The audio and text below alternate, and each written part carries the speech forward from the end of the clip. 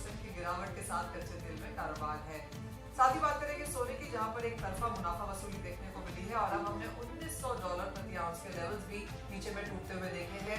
जो US Fed के latest minutes आए हैं उसके मुताबिक और रेट हाइक यहां पर यूएस में देखने को मिल सकती है, जिसका सीधा असर यहां पर प्राइसेस में देखने को मिला है। साथ ही बात करेंगे गेहूं की, जहां पर भाव घटते हुए दिखे हैं और हमने देखा है कि फूड कॉर्पोरेशन ऑफ इंडिया की तरफ से जो यहां पर स्टेटमेंट्स आई हैं उनके मुताबिक ये कहा जा रहा है कि भावों में यहाँ पर और मुनाफा वसूली की एक्सपेक्टेशन आगे जाकर देखने को मिल सकती हैं। इन सब पर बात करने के लिए हमारे साथ हैं कोटक सिक्योरिटीज के वीपी रविंद्र राव, गंगानगर कमोडिटीज के अमित खरे और Shivaji roll of flour mills के ओनर अजय गोयल। लेकिन शुरुआत हम यहाँ पर सोने के साथ कर लेते हैं, क्योंकि मुनाफा वसूली यहाँ पर लगातार देखने को मिली है। जैसे हमने कहा कि भाव अब यहाँ पर 1900 के नीचे भी कारोबार करते हुए नजर आए हैं। कैसे देखते हैं आप अमित, सबसे पहले प्राइसेस को, और क्योंकि हम 1890 पर तो कारोबार कर ही रहे हैं, यहां से कहां बन सकते हैं सपोर्ट लेवल्स? मैडम ऑटोमेटिक बंद हो रहा है मैडम, मैं नहीं कर रहा हूँ। अमित, आप कैसे देखते हैं प्राइसेस सोने के आगे जाकर? जी मैडम, जैसे कि गोल्ड में हम देख रहे हैं कि डॉलर इंडेक्स में जो रिकवरी आई है $100 के आसपास से, और अभी प्राइस लगभग 104 के आसपास डॉलर इंडेक्स चल रहा है। तो इसका कहीं ना कहीं जो है नुकसान गोल्ड सिल्वर की प्राइजेस में देखने को मिला है। गोल्ड की अगर मैं बात करूं तो 61,000 रुपए के स्तर से इसमें करेक्शन कंटिन्यू देखने को मिल रहा है। तो मेरे को लगता है अब कहीं ना कहीं ये बॉटम आउट होने के कगार पे ही है। 58,450 के आसपास अभी मौजूदा भाव है। यहाँ पे ट्रेडर्स को एक खरीदारी का ट्रेड लेके चलना चाहिए। 58,250 रुपए के नीचे का एक स्टॉप लॉस मेंटेन करें। मुझे लगता है आज या कल के ट्रेडिंग सेशन तक इसमें 58,900 तक के जो है लेवल ऊपर में देखने को मिल सकते हैं। जी मनीषा जी।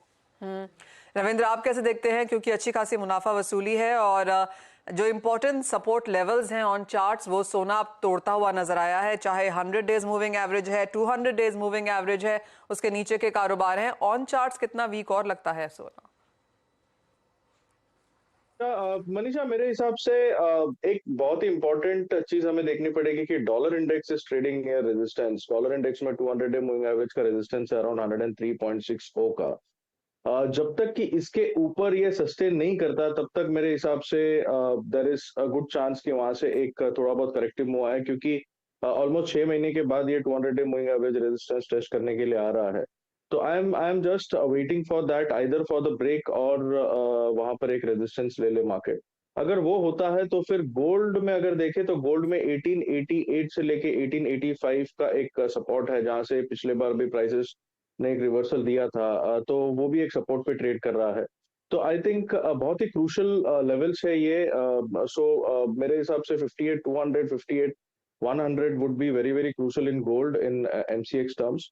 जब तक कि ये थोड़ा सा बफर लेके, जब तक कि 58,000 के नीचे सस्टेन नहीं करता तब तक देयर इज अ पॉसिबिलिटी कि एक बाउंस बैक आए। लेकिन जैसे मैंने बताया कि डॉलर इंडेक्स को वॉच करना पड़ेगा। अगर ये 103.60 के ऊपर सस्टेन कर गया तो इसका जो नेक्स्ट लेवल है वो अराउंड 105 से 105.50 तक का आ रहा है, which will be quite bearish for gold prices, जो कि 1860 1850 तक भी टारगेट कर सकता है। तो मेरे हिसाब से एक वेट एंड वॉच करना चाहिए इन लेवल्स के लिए। और मुझे लगता है कि as it is at the support level, थोड़ा शॉर्ट टर्म पर्सपेक्टिव से, short to medium term perspective से आई थिंक एक अच्छा लेवल होगा बाइंग के लिए। लेकिन अगर इंट्राडे पर्सपेक्टिव से देखें तो इंट्राडे में मुझे लगता है कि एक रेंज बाउंड मूव रहेगा, क्योंकि आज शाम में यूएस जॉबलेस क्लेम्स आएंगे। उसे वॉच किया जाएगा, क्योंकि अगर हम रिसेंट डेटास देखें तो यूएस के जो मैन्युफैक्चरिंग के आंकड़े आए थे वो थोड़े से बेटर आए हैं। और जो फेड के मिनट्स थे मीटिंग के, आई थिंक वो भी एक्सपेक्टेशन था कि थोड़ा सा डॉविश साइड पे आएगा, but that has also come slightly on the hawkish side. Plus China में जो कंसर्न चल रहे हैं, आई थिंक ये सारे जो फैक्टर्स है वो डॉलर को पॉजिटिव कर रहे हैं। अगर इसमें कुछ भी एक डाउनसाइड दिखता है तो I think we might see a corrective move in dollar, and that's why आज का जो जॉबलेस क्लेम्स डेटा है वो इंपॉर्टेंट रहेगा। अगर फिर से जॉबलेस क्लेम्स बढ़ के आते हैं तो that might pressurise dollar index, which might be supportive for gold.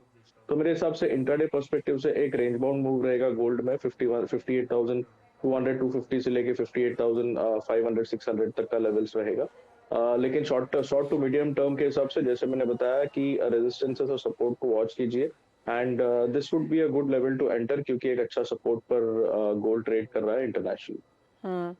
साथ ही रविंद्र, सिल्वर के प्राइसेस आप कैसे देखेंगे, क्योंकि यहाँ पर भी प्रॉफिट टेकिंग अच्छी खासी देखने को मिली है। 70,000 तक के लेवल्स अब यहाँ पर फिजिकल मार्केट्स में हैं, वो टूटते हुए नजर आते हैं। क्या है यहाँ पर एक्यूमुलेशन लेवल्स क्या है? सिल्वर में मेरे हिसाब से दोनों साइड से इम्पैक्ट आ रहे हैं, क्योंकि गोल्ड में हम एक डाउन साइड देख रहे हैं, प्लस बेस मेटल्स में there is no respite. Expectations तो है कि चाइना से कुछ पॉजिटिव न्यूज निकल के आएगा on the stimulus front, but वो नहीं हो रहा है। और अगर चाइना के डेटा देखे तो दैट इज कंटिन्यूअसली डिटेरियोरेटिंग, और प्रॉपर्टी सेक्टर में काफी कंसर्न्स है। अब मेरे हिसाब से कुछ ना कुछ निकल के आएगा चाइना में। I think the market is waiting for that only. वो एक ट्रिगर हो सकता है सिल्वर के प्राइसेस के लिए, क्योंकि उससे बेस मेटल्स में उछाल आ सकती है।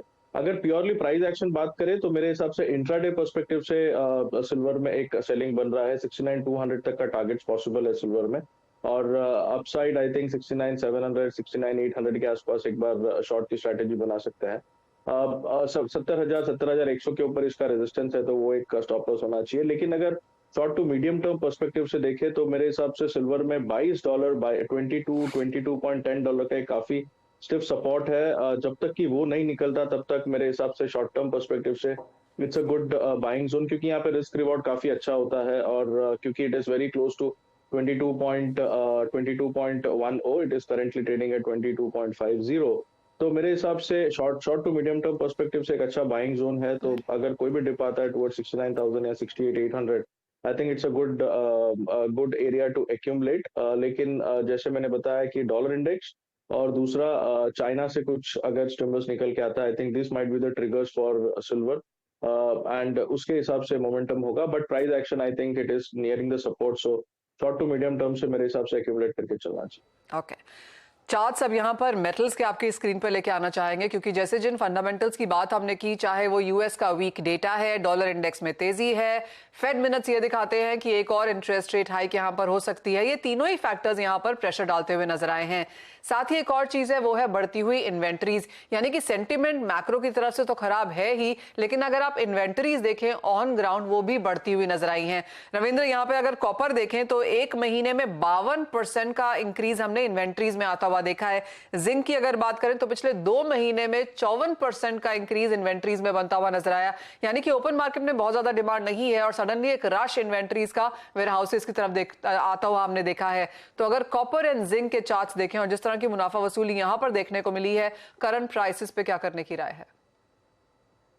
आई थिंक इसमें चाइना फैक्टरी है जो कि इम्पैक्ट कर रहा है बेस मेटल प्राइसेस को, क्योंकि चाइना से जो भी डेटास निकल के आ रहे हैं that is not pointing to robust economy, और उस वजह से ही होप्स बढ़ गए हैं कि चाइना से कुछ पॉजिटिव स्टिमुलस निकल के आएगा। लेकिन तब तक के लिए आई थिंक थोड़े से वीक ही लग रहे हैं बेस मेटल्स पैक। अगर कॉपर की बात करें तो कॉपर में इंट्राडे पर्सपेक्टिव से आई थिंक 716 तक के लेवल्स पॉसिबल है, तो any rise towards 720 721 is a selling opportunity. 723 का एक रेजिस्टेंस है इंट्राडे में, उसके ऊपर निकल जाता है तो थोड़ा सा एक अपसाइड आ सकता है, लेकिन तब तक के लिए मेरे हिसाब से एक सेल ऑन रैलीज की स्ट्रैटेजी होनी चाहिए। जिंक की अगर बात करें तो जिंक में एक वीकली चार्ट्स पर अभी भी 204 का सपोर्ट है, जो कि एक बुलिश एंगल्फिंग सपोर्ट है। जब तक कि उसके नीचे नहीं आता तब तक मेरे हिसाब से जिंक में मैं एकदम ज्यादा बेरिश नहीं होऊंगा। इंट्राडे पर्सपेक्टिव से हो सकता है कि 207 206 तक एक बार प्राइसेस आए, बट अदरवाइज हमें लगता है कि जिंक में सपोर्ट ब्रीच करने के लिए वेट करना चाहिए। और इन द मीन टाइम अगर चाइना से कोई भी पॉजिटिव न्यूज निकल के आता है तो we might see a sharp upside in metal prices. तो आई थिंक तब तक के लिए प्राइस एक्शन अगर देखें तो वीकनेस कंटिन्यू रहेगा, स्पेशली कॉपर में 216 215 तक के टारगेट्स ले सकते हैं, एंड सेल ऑन राइज की स्ट्रैटेजी होनी चाहिए। ऑलराइट, सेल ऑन राइज की स्ट्रेटजीज के साथ यहाँ पर मेटल्स में कारोबार किया जा सकता है। काफी हद तक प्रेशर हमने सभी एसेट क्लासेस में आता हुआ देखा है, जिस तरह की चिंताएं ग्लोबल मार्केट्स में हैं, और स्ट्रेंथ यहाँ पर डॉलर इंडेक्स में फिर से बनती हुई नजर आई है। रविंद्र, बहुत शुक्रिया साथ जोड़ने के लिए। एक ब्रेक के लिए रुकेंगे, जब लौटेंगे तो नजर डालेंगे गेहूं पर, जहां पर इन्फ्लेशन की चिंताएं कुछ कम होती हुई दिखी हैं। साथ ही बात करेंगे बाकी एग्रीकल्चर कमोडिटीज पर भी, जहां पर मुनाफा वसूली है, इसके बावजूद कि अगस्त में अब तक की बारिश यहाँ पर करीबन 36% डेफिशिएंट है, उसके बावजूद भी हमने देखा है ज्यादातर एग्री कमोडिटीज में गिरावट। क्या है इसके कारण, बताएंगे आपको।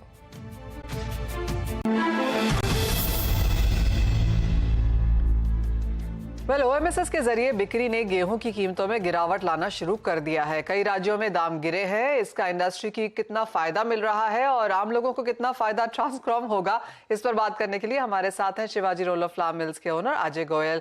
अजय जी नमस्कार। फाइनली कुछ मुनाफा वसूली गिरावट अंतर्राष्ट्रीय बाजारों में और भारतीय बाजारों में आती हुई नजर आई है और बाजार का मानना है कि शायद ओएमएसएस की जो सेल्स हैं उसका भी असर है। एज ऑफ नाउ आप कैसे देखते हैं अवेलेबिलिटी और ये जो भाव गिरे हैं वो कितने सस्टेनेबल हैं? जो भाव गिरे हैं टेंडर में वो तो इसलिए गिरे हैं क्योंकि ट्रेडर्स अभी पार्टिसिपेट नहीं कर सकते और गवर्नमेंट ने एफसीआई ने थोड़ा एलोकेशन बढ़ा दिया है। जो बिडिंग का पैटर्न था उसको देख के उन्होंने हर डिपो में थोड़ा बहुत allocation so that all millers get at least 100 ton. तो इसलिए कॉम्पिटिटिव बिडिंग अब वैसे नहीं रही, मोर और लेस लाइक एन एलोकेशन हो गया है all over India. And government ने ये इंटेंशन भी क्लियर कर दिया कि 5 मिलियन टन टोटली ऑक्शन करेंगे। तो थोड़ा सा धीरज है मिलर्स में कि एवरी वीक जो है एटलीस्ट उनको 100 टन एश्योर्ड रहेगा। इसलिए मार्केट में थोड़ी सी स्टेबिलिटी आई है अभी। और कितनी सस्टेनेबल है ये स्टेबिलिटी? मेरे ख्याल से अभी थोड़ी सी डिमांड में सर जाएगा तो फिर जो है वापस मार्केट थोड़ा अपवर्ड ट्रेंड को पकड़ लेंगे, क्योंकि मार्केट अवेलेबिलिटी तो अभी भी बहुत पुअर है और डिमांड साइड जो है थोड़ा सा अभी पिकअप करना शुरू करेगा कुछ 1-2 हफ्ते में। उस समय पता चलेगा कि सप्लाई साइड कितना साथ देती है। और फेस्टिवल डिमांड को देखते हुए आपको लगता है कि जो क्वांटिटी एलोकेशन सरकार ने जो मेजर्स रखे हैं वो पर्याप्त हैं?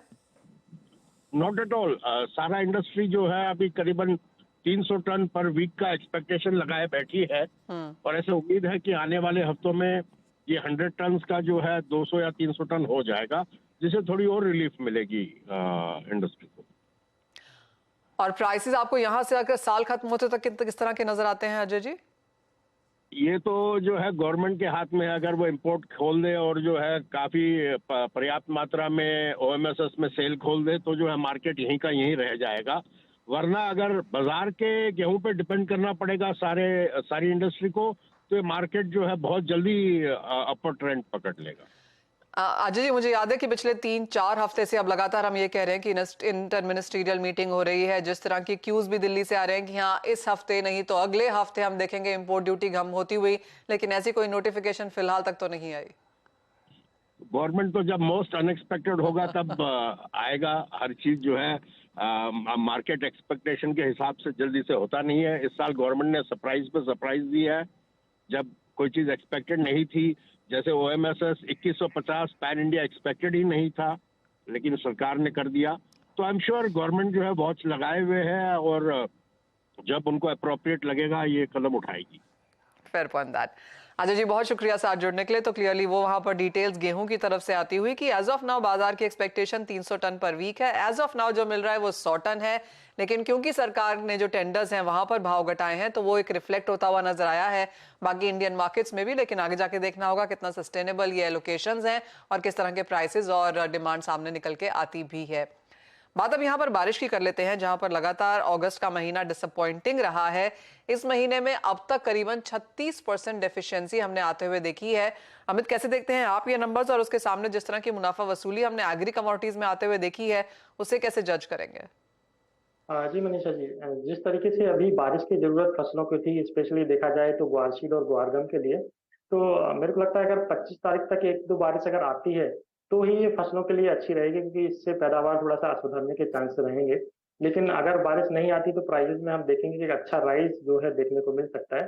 टेक्निकली पॉइंट ऑफ व्यू से अगर मैं बात करूं तो जैसे अगर मैं ग्वारशीड की बात करूं तो कल जिस तरीके से मुनाफा वसूली ग्वारशीड की प्राइसेस में आई और ग्वारशीड लगभग 400 रुपए हाई लेवल से गिरा, वहीं पे ग्वारगम लगभग 1000 पॉइंट की गिरावट ग्वारगम में भी देखने को मिली हाई लेवल से। तो उस तरीके से चार्ट के हिसाब से अगर मैं देखूं तो थोड़ा सा नेगेटिव चार्ट अभी बनाया हुआ है।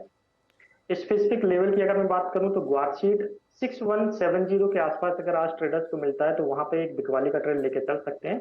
6280 रुपए के ऊपर का एक स्टॉप लॉस मेंटेन करें। मुझे को लगता है टेक्निकली प्राइस वापस फिर से 6000 के नीचे तक देखने को मिल सकते हैं। वहीं पे ग्वारगम की अगर मैं बात करूं तो 12880 का प्राइस अगर स्क्रीन पर मिलता है सितंबर वायदा, तो वहां पे ट्रेडर्स इसमें भी एक बिकवाली का ट्रेड लेके चल सकते हैं। 13200 रुपए के ऊपर का एक स्टॉप लॉस मेंटेन करके चले। मेरे को लगता है प्राइस वापस फिर से 12000 की रेंज में अभी शॉर्ट टर्म में देखने को मिल सकता है। जी मैम। ऑलराइट, यानी कि यहाँ से 500-700 रुपए की गिरावट गुआर गम में फिलहाल देखने को मिल सकती है।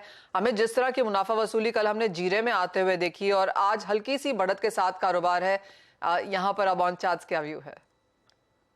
जी, मेरे को लगता है जीरा अभी आज मॉर्निंग सेशन में एक सडनली 57,310 रुपए का लो बनाया। वहां से अभी लगभग 800-900 1200 पॉइंट की रिकवरी अभी प्राइजेस में आ गई है।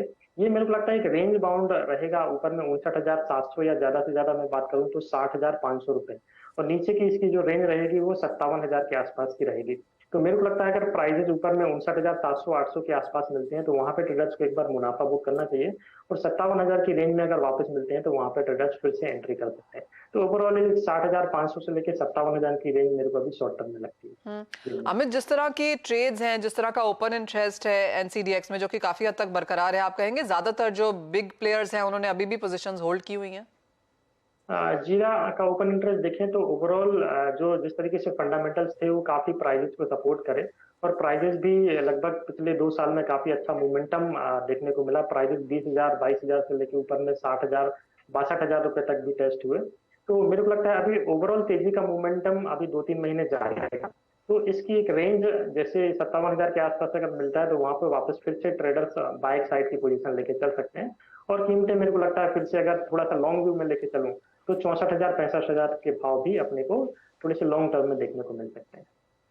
ऑलराइट, और बाकी मसालों के बारे में क्या व्यू है अमित, क्योंकि यहाँ पर भी कुछ मुनाफा वसूली आई है, यहाँ पर कोई बाइंग स्ट्रैटेजीज जो आपको दिखती हो? बाइंग के लिए तो अभी थोड़ा सा टाइम मेरे को लगता है वेट करना चाहिए ट्रेडर्स को। टीएमसी में कल का जो पैटर्न बनाया है वो काफी नेगेटिव कैंडलस्टिक के हिसाब से पैटर्न बनाया है। 16,200 के आसपास अगर अक्टूबर वाला टीएमसी मिलती है तो ट्रेडर्स को वहां पे एक बिकवाली का ट्रेंड लेके चलना चाहिए। 16,800 रुपए के ऊपर का एक स्टॉप लॉस मेंटेन करें। मेरे को लगता है प्राइस में 15,200-300 के जो है इसमें जल्दी टेस्ट कर सकते हैं। वहीं पे धनिया की अगर मैं बात करूं तो धनिया में एक 7,000 रुपए का एक क्रूशियल अच्छा सपोर्ट है। उसके आसपास अगर प्राइजेस मिलते हैं तो वहां पे ट्रेडर्स एक एंट्री बाय की एंट्री कर सकते हैं, और प्राइजेस मेरे को लगता है वापस फिर से 7500 के आसपास फिर से टेस्ट कर सकते हैं। एक और कमोडिटी इससे पहले कि हम ब्रेक ले वो है कॉटन, जिसके बारे में आपका व्यू जानना चाहेंगे, क्योंकि अंतरराष्ट्रीय बाजारों में काफी सपोर्टेड है, भारतीय बाजारों में थोड़ी सी फंसती हुई ऑन द चार्ट्स नजर आई है। क्या यहाँ पर कोई डायरेक्शनल ट्रेड आपको बनता हुआ नजर आ रहा है? कॉटन के प्राइजेस जिस तरीके से एमसीएक्स की अगर मैं बात करूं तो अभी 60,600 के करीब इसका प्राइजेस है। निचले स्तरों की अगर मैं बात करूं तो 55,500 के आसपास इसने बॉटम बनाया था, अभी रिसेंट में ही लगभग 61,000 के आसपास का हाई बनाया। ओवरऑल स्ट्रक्चर काफी बुलिश इसका दिखाई देता है। 60,000 के आसपास अगर प्राइजेस मिलते हैं तो वापस इसमें ट्रेडर्स एक बाय की एंट्री कर सकते हैं। 59,000 रुपए के नीचे का स्टॉप लॉस लगाकर मेरे को लगता है प्राइजेस अभी शॉर्ट टर्म में देखें तो 62,000 से लेकर 63,000 के प्राइजेस भी इसमें आ सकते हैं। ओके, एक फाइनल क्विक 30 सेकेंड्स का सवाल। और अमित, जिस तरह की बारिश गायब है, एल निनो की चिंताएं हैं, जो खड़ी खरीफ फसल है उसको लेकर भी यहाँ पर इश्यूज हैं, यहाँ पर ऑन ग्राउंड अगर आप कुछ पिक कर रहे हो? देखा जाए तो थोड़ा सा एक काफी बड़ा रेंज है। बारिश के ऊपर जो फसलें डिपेंड है वो स्पेशली ग्वारशीड और ग्वारगम ही करंट में है। तो मेरे को लगता है कि प्राइजेस का जो रेंज है वो काफी बड़ा रहेगा। ग्वारशीड की अगर मैं बात करूं तो ऊपर में 6200-6300 रुपए और नीचे में 5700-5800 रुपए की रेंज रहेगी।